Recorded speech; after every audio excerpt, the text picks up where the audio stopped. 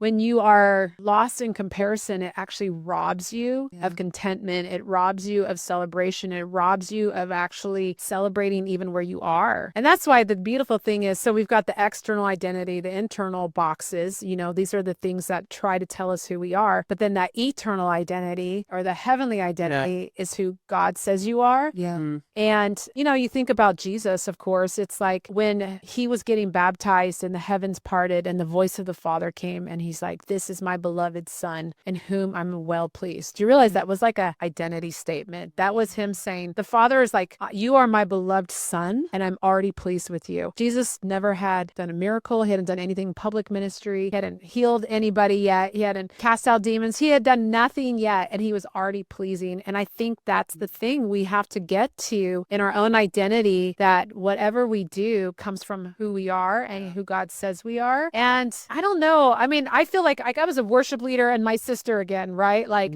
she was a singer. She was the one that would sing like for weddings at 12 years old, Oh, wow. And I used to think like growing up, like she was a singer. She was a worship leader at 14. My brother was a worship leader. He was the youngest. And I felt like, well, because I don't sing like them, I must not be a worship leader as well. And it was like, that was that kind of one of those ways that comparison was manifesting in me. And if I had continued to believe that lie, I never would have become a worship leader and written songs and led worship teams and led worship on all kinds of continents and taught in prophetic worship. And you know what I mean? And run a worship school. Like there's so much of my destiny that unfolded because I broke that lie of comparison.